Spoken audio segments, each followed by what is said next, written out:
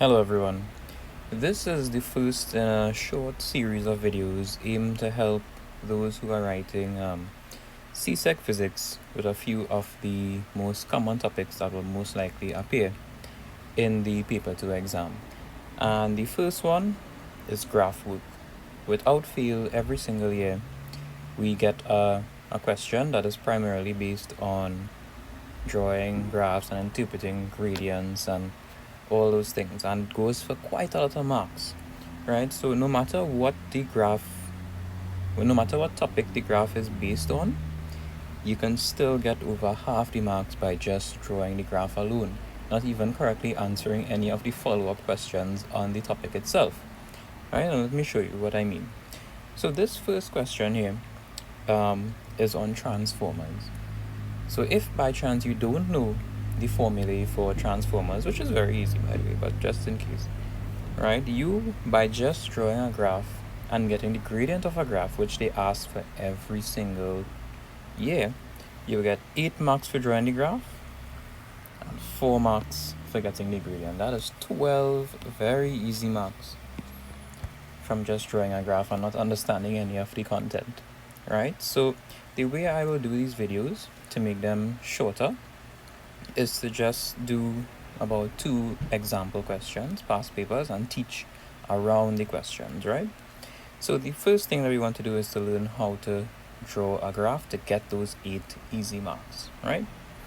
So in most questions, you would see a table like this, and it shows the axes that you will have to draw, right? So in this one, we have primary voltage and secondary voltage. Now, your graph will look basically like this, right? Now, there are no negative numbers in the table, so there's no need to draw a graph like this where this would be a negative values here, right? So your graph could just be this 1L on the bottom there, right? Now, you have your axes of your graph, the vertical axis, so in maths you used to call it the y-axis, and then the horizontal axis or the x-axis, right? But in physics, we don't use y and x. What we will do, we will use these units instead.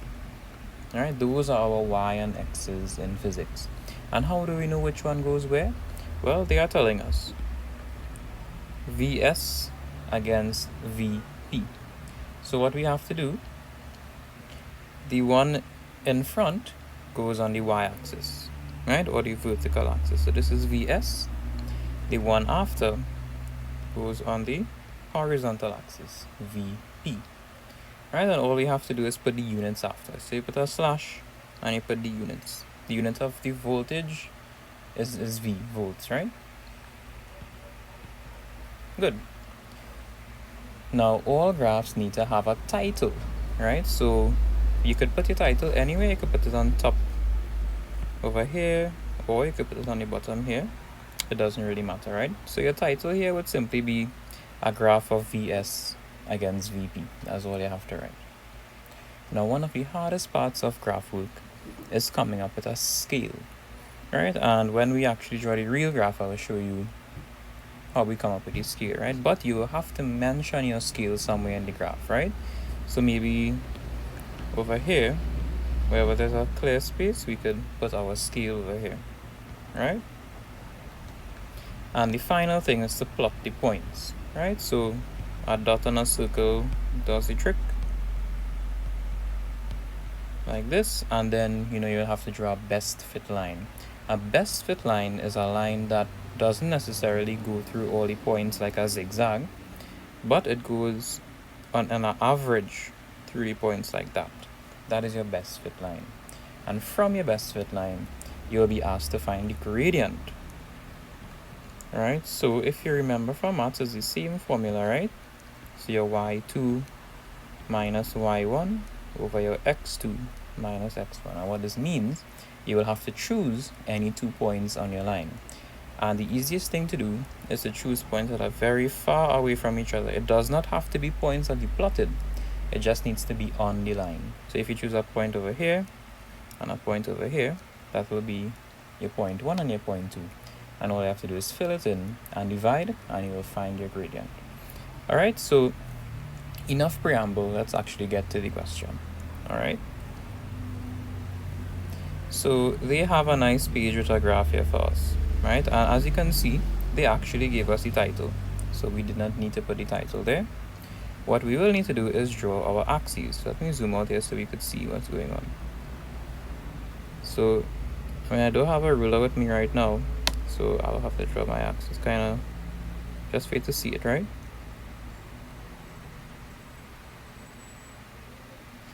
Okay, that is my vertical axis.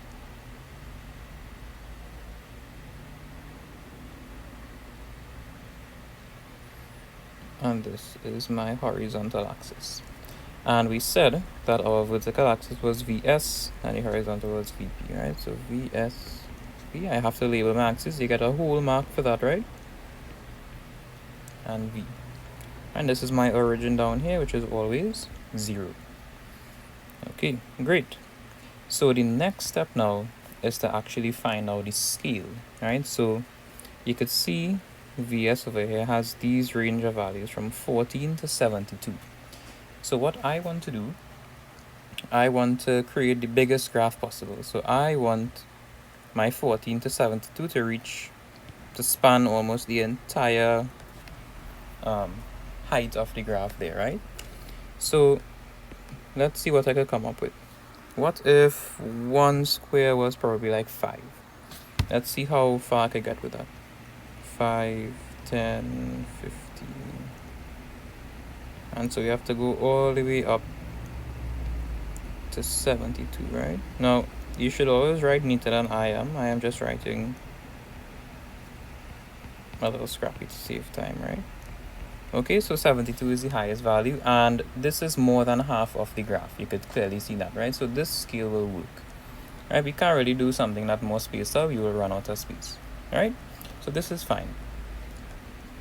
And we should always go up a little more than what the values have, right? So that's the scale for the vertical axis. So I could write that somewhere over here. So scale. So one block is 1 cm, right? One of the big blocks, right? So 1 cm on the graph is equivalent. So I write 3 lines going across, not an equal sign, an equivalent sign. Is equivalent to 5, and what's the units? V, right? 5V on vertical axis. And let's find out the one on the horizontal axis now. VP goes from 1.5 to 8, right? So a much smaller set of numbers, right? So let's see if we could do something like this. So if 1 cm is 2, no, sorry. If 2 cm is 1, 1, 2, 3, 4, 5, 6, 7, 8, would that work? No. Yes, it will. We have up to 8, right? So we actually used the entire graph there, so that's good, right? So on the horizontal axis, we could see that every 2 cm, so every 2 blocks there, 2 cm is equivalent to 1V on the horizontal axis. Excellent. So now I have everything here and I'm ready to plot my graph now. So just to not have us scrolling, let me just take a right. Okay, so the first point would be the 14 and the 1.5, right? So all I have to do is look at my graph. Let's see where, let me change the color here. 1.5 would be here, and where does that line up with 14? It would be here. So this is my first point. Now you don't necessarily need to draw these dotted lines. I am just showing you how I got my first point, right? My first point is actually the 14 and the 1.5, and I'm going to go down the table just like that, the 26 and the 3, and so on and so forth, right? Okay, so the next point is 3, that's over here, and I need to line it up with 26. I see 25 is there, so 26 would be this next small one here. So that's going to be at this junction here. The next point is 5 and 45. So that's over here.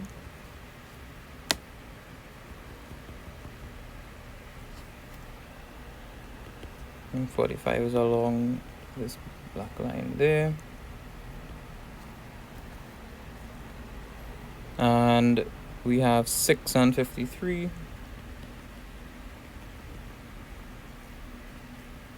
53 is here.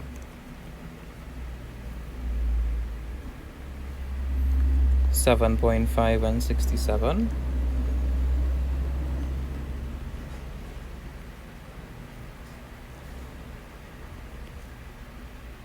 67 would be 65, 6, 7 here.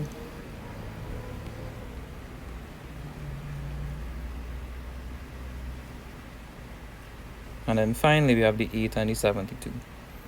So 72 would be this one right here. Excellent. So now we have the points in our graph. All that's left to do is to actually draw the best fit line through the points. And this one should actually be kind of easy because you could see that the points line up really, really well. Right? So it's just to take your ruler. I don't have a ruler. And draw your line, go like that, right? So that is my best fit line going through as much of the points as possible, right? And that is how you get 8 marks drawing a graph.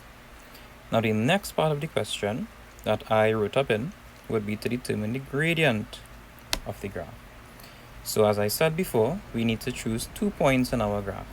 So there's a very easy point to always choose in graphs like these, where you have the origin. The graph is passing through the origin here. So 1 point should always be the origin, which is 0, 0. Right? So 0, 0 is our first point. And then the next point should be as far away from the origin as possible. That makes sense for the graph, right? Now, as you could see, this graph goes through this point here. This point is very easily 8 for the horizontal axis or the x-axis, and 70 for the y. Right, so very nice numbers. Now you could choose any point, you could choose these points here and thing, but those would be kind of decimal looking points, right? If you go down, you would see it'd be 7 point something and 60 something point something. You don't want those. You want the ones that look nice, right? Oops. So now that we have our 2 points, 8, 70, and 0, 0, we could put them into the gradient formula. And I'll do it right here so we don't have to scroll too much, right? So we will just use the y2 minus y1 for clarity, right? Now this is your second point, and this is your first point, right? So your y2 is going to be 70.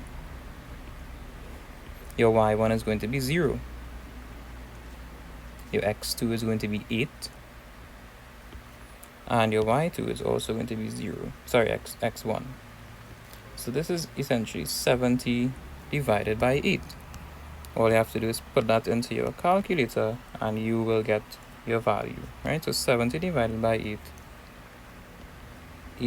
8.75 is your gradient. Very easy, 4 marks there. Okay, and that is a very simple summary on how to do your graph questions. You get very easy marks there. So I hope this video was informative to you.